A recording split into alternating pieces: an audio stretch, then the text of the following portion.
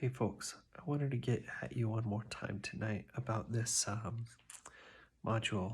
I learned it from watching YouTube, and I wanted to talk specifically for a minute here about the different kind of situations that deciding to learn something because it needs to get done or because you have an interest in it, how that's a different situation than the kind of situation we're often in school, where most of the motivation comes from an external source, usually in the form of grades, points, that kind of thing.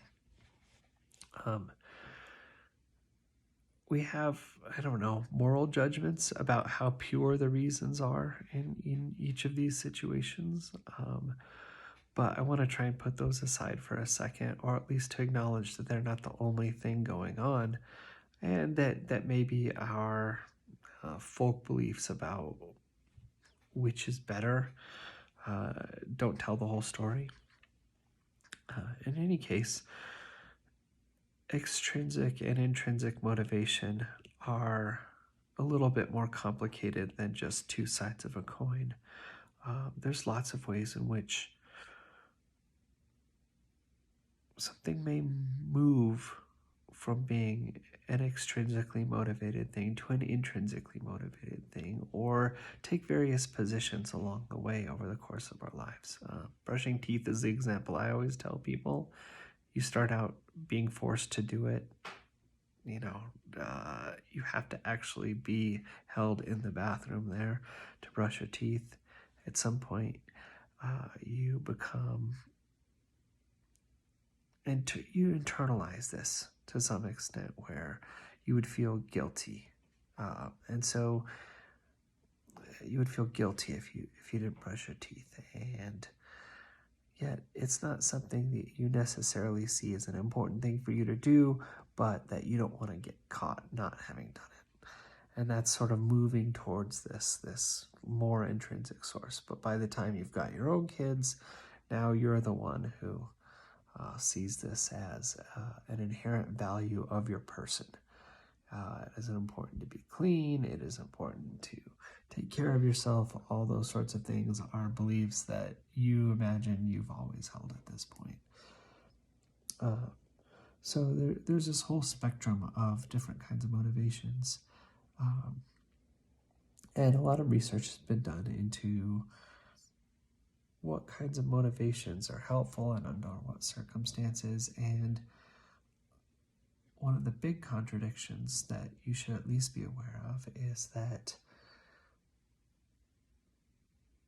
for things that are at all creative in nature, compliance enforcement has this really strong inverse effect on motivation, where if you are given intrinsic encouragement, rewards, punishment, those kinds of things, it doesn't matter if it's punishment or encouragement, but if these extrinsic pressures have been applied, then it decreases your ability to create your own intrinsic motivation for these things. And then conversely, and maybe, I don't know, depending on how far you are along in things, you've had this experience more often or not. If there's something that you would really like to get a chance to do, but it's not something that has any due dates, it's not something that, will make your work life easier that week, you just never get around to doing it. So, even though you would really like to do it, and this is a pretty funny thing, and something big to watch out for with this assignment in particular is,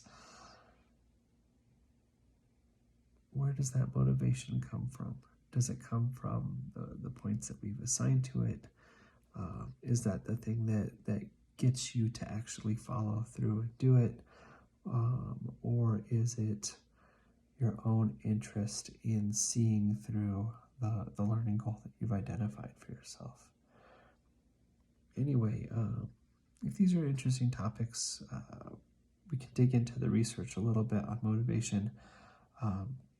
But I really just wanted to talk today about how it's sort of a complicated thing, and this assignment gives us a chance to see that from the inside out, so to speak.